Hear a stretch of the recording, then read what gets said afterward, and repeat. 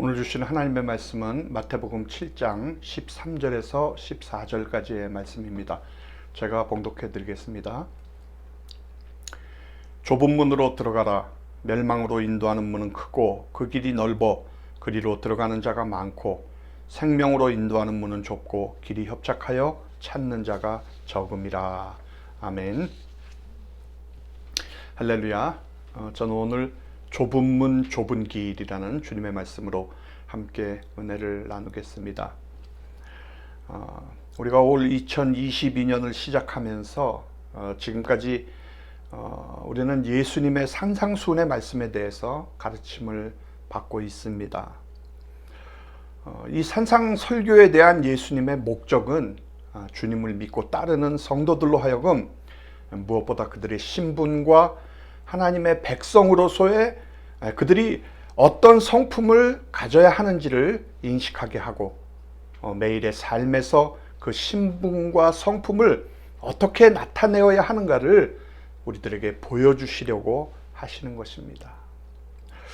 하나님의 아들이신 예수 그리스도는 새 나라 곧 하늘나라를 이 땅에 세우시고 확립하시기 위해서 오셨습니다. 그러기에 주님은 이 세상 나라들 가운데 오셨고 하나님의 백성들을 세상에서 자기에게로 불러 모아서 그들로 한 나라를 만들기를 위하셨습니다.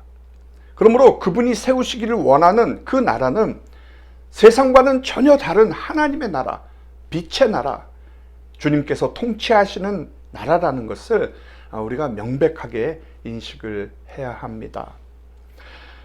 그러니까 예수님은 결국 산상수훈의 말씀을 통해서 내가 만들고 있는 이 나라의 특성이 있는데 내가 너희에게 주려고 하는 삶의 모습이 그것이다. 너희는 이런 삶을 살며 그 삶을 나타내 주기 바란다라고 말씀을 하고 계시는 것입니다.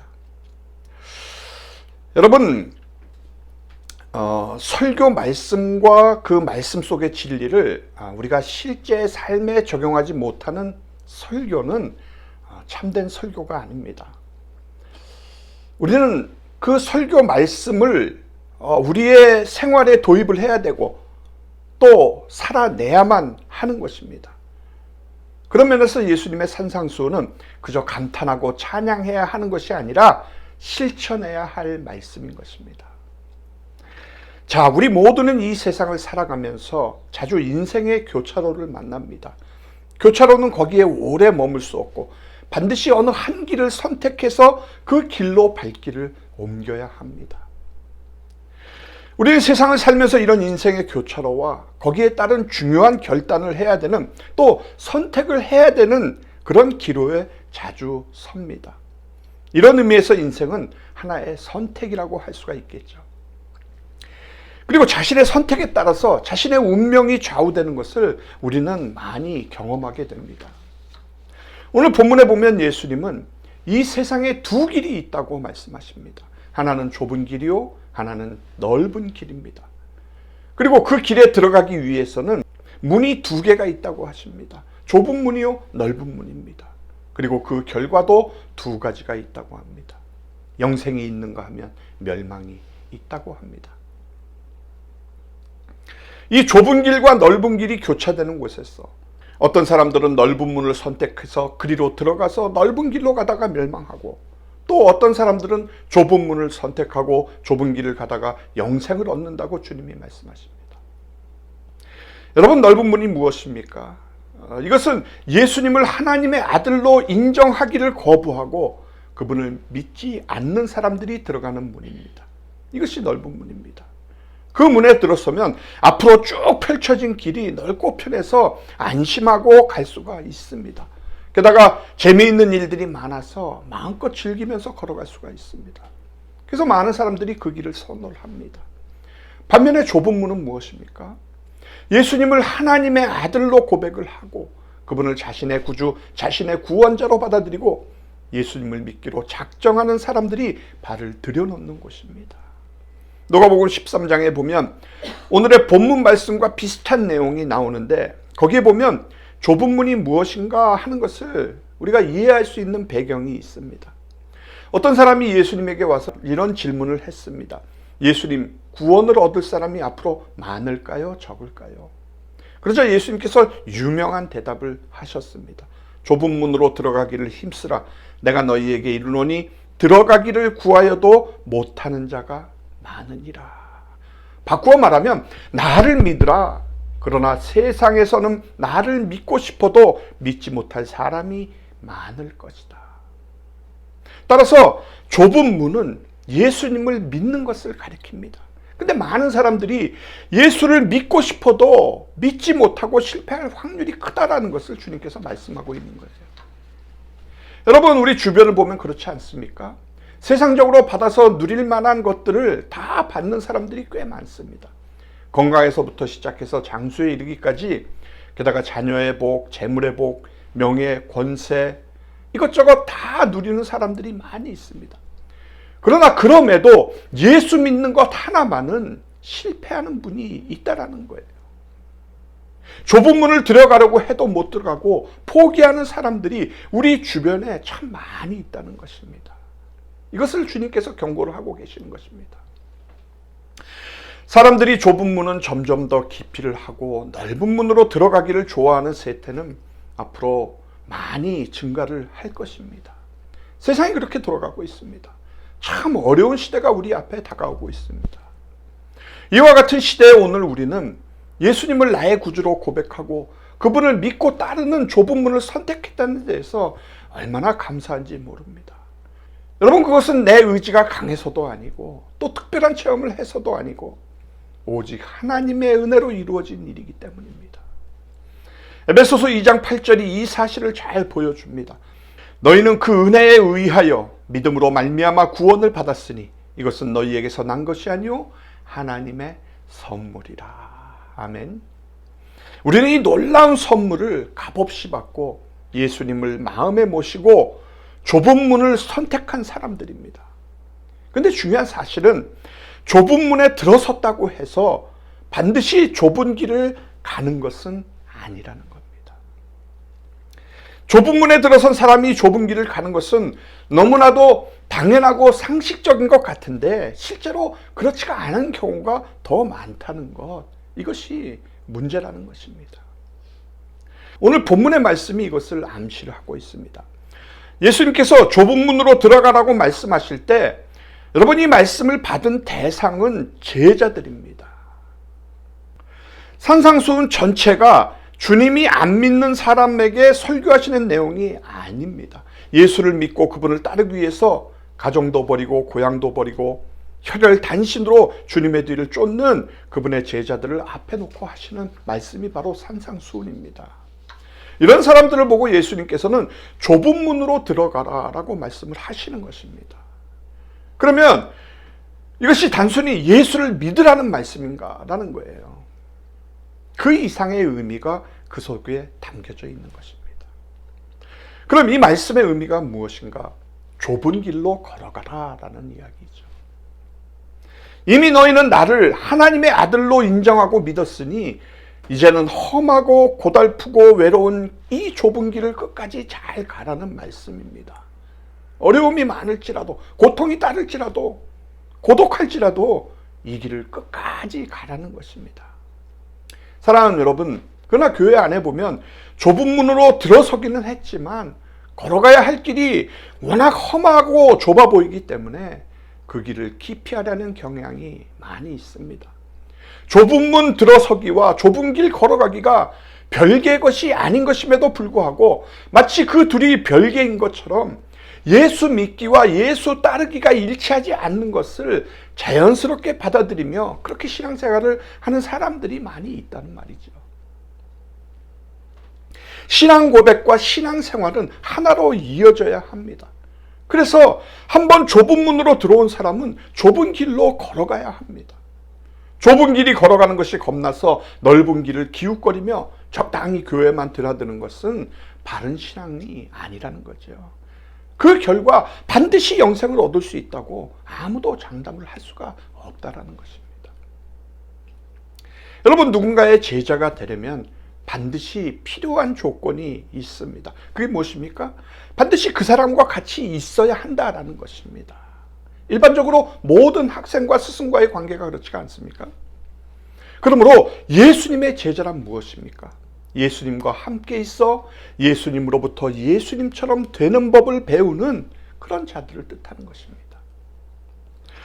마태복음 16장 24절에 보면 이에 예수께서 제자들에게 이르시되 누구든지 나를 따라오려거든 자기를 부인하고 자기 십자가를 지고 나를 따를 것이라 라고 말씀을 하십니다. 누구든지 나를 따라오려거든, 이것이 바로 예수님을 따라가는 좁은 길을 걸어가는 신앙생활인 것입니다. 그렇게 하기 위해서 우선 먼저 중요한 것은 자기를 부인해야 한다고 합니다.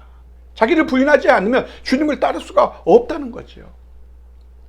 여러분, 자기를 부인한다는 것이 무엇입니까? 예수님을 몰랐을 때 가졌던 세상적인 욕망을 포기하는 것입니다. 즉, 나 자신을 위해서 내 가슴 속에 품고 있었던 꿈과 야욕을 버리는 것입니다. 여러분, 우리 속에는 부패한 옛 본성이 아직도 자리 잡고 있습니다. 그래서 우리 안에 옛 자아의 소욕이 그대로 날뛰고 있습니다. 이런 것을 죽이는 것이 바로 자기를 부인하는 것입니다. 나의 옛사람을 십자가에 못 박는 것, 이것이 자기를 부인하는 것이라는 겁니다. 이렇게 자기를 부인하려면 세상 사람들이 좋아하는 것들을 우리가 함께 즐길 수 없을 때가 많이 있습니다. 세상에 살아가고 있지만 하나님의 자녀다운 그 차별성을 드러내기 위해서는 가끔은 혼자 길을 걸어가야 할 때도 있습니다. 고독한 길을 선택해야 할 일들이 자주 일어납니다. 불이익을 감수해야 합니다. 어떤 때는 핍박을 당할 때도 있습니다. 이것이 쉬운 일입니까? 절대로 쉬운 일이 아닌 것입니다. 그럼에도 불구하고 교회 안에서 자기를 부인하기보다는 자기를 나타내기에 바쁘고 자기를 포기하기보다는 자기의 어떤 생각을 이루기 위해서 신앙을 이용하려는 사람들이 많이 있습니다. 이런 사람들은 한마디로 좁은 길을 걷는 사람들이 아닙니다. 좁은 문은 들어왔을지 모르지만 좁은 길을 걸어가는 사람들이 아닌 것입니다. 그러므로 신앙생활을 바로 하기 위해서 여러분은 얼마나 자기를 부인하고 계십니까? 자기를 부인하면서 신앙생활을 하기 때문에 몹시 힘들지는 않습니까? 그래서 힘들 때마다 주님의 십자가를 붙들고 기도를 하지요. 하나님 도와주세요. 은혜를 주세요. 주님의 은혜가 없으면 나는 도저히 견딜 수가 없습니다 하고 부르짖는 것입니다. 이것이 정상입니다. 이런 고통과 어려움을 여러분이 느끼시냐는 거예요. 땀방울이 떨어집니까? 눈물이 마르질 않습니까? 그러면 여러분은 좁은 길을 가는 하나님의 자녀인 것입니다.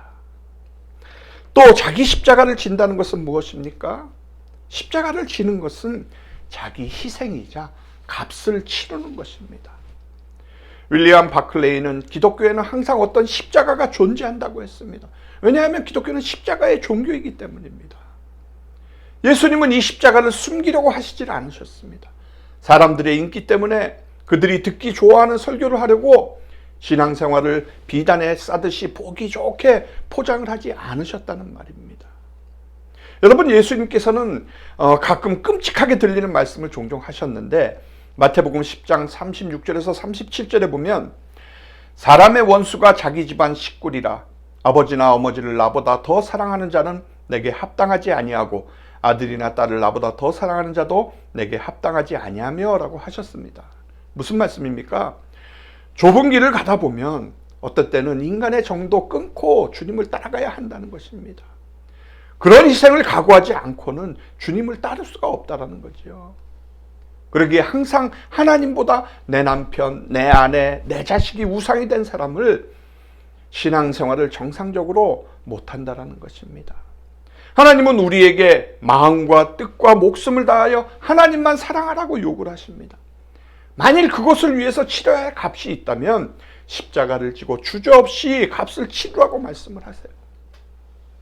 여러분, 역설적이지만 하나님을 이처럼 제일로 사랑할 때 비로소 가족이 나에게 진정한 의미로 다가오게 됩니다. 예수님의 그 십자가의 사랑이, 그 보혈이 나와 함께 하기 때문에, 그렇기 때문에 아내가 내 눈에 들어옵니다. 남편이 내 눈에 들어옵니다. 자식이 인격으로 내 눈에 들어오게 되는 것입니다. 그러므로 여러분은 예수님을 따라 좁은 길을 가기 위해서 어떤 값을 치르고 있습니까? 예배를 위해서 주일 하루를 온전히 헌신하지 못하면서 값을 치르는 신앙생활을 한다고 말씀할 수 있습니까? 수입이나 생활 환경에 비해서 드리는 헌금이 너무나도 초라하다면 주님을 위해서 희생한다고 할 수는 없는 것입니다. 사회의 그른질 곳에서 하루를 힘겹게 살아가는 사람들에게 정말 따뜻한 위로의 말 한마디를 건네지 못하면서 주님의 길을 따라간다고 할 수가 있겠습니까? 예수님을 알지 못하고 영원히 멸망을 향해 다름질치는 그 영혼들을 향해서 정말 우리가 전도 한번 하지 못하면서 값을 치른다라고 말을 할 수 있습니까? 사랑하는 성도 여러분, 좁은 문으로 들어가는 것이 승리하는 신앙과 삶의 첫 발걸음입니다. 좁은 문으로 들어가려면 마지막까지 내다볼 수 있는 넓은 안목이 있어야 합니다. 당장 눈앞의 이익을 추구하는 좁은 시야가 아니라 하나님 앞에서 최종적으로 얻게 될 그 마지막 결론에 주목을 해야 합니다. 영원을 사모하는 하나님 나라의 인생관을 그렇게 무장한 사람만이 그 문에 들어갈 수가 있게 되는 것입니다. 그러므로 여러분이 자기를 철저히 부인하면서 힘들지만 신앙생활을 바로 하시기를 원하십니까? 그렇다면 여러분은 분명히 좁은 길에 서 있는 사람들입니다. 여러분이 비교로운 무겁지만 자기 십자가를 지고 주님 따라가기를 원하십니까? 기뻐하십니까? 그렇다면 여러분은 영광스러운 주님의 제자인 것입니다. 주님이 여러분에게 영생을 주실 것입니다. 그날이 오기까지 절대로 포기하지 말고 이 좁은 길을 함께 걸어갈 수 있기를 주님의 이름으로 축원드립니다.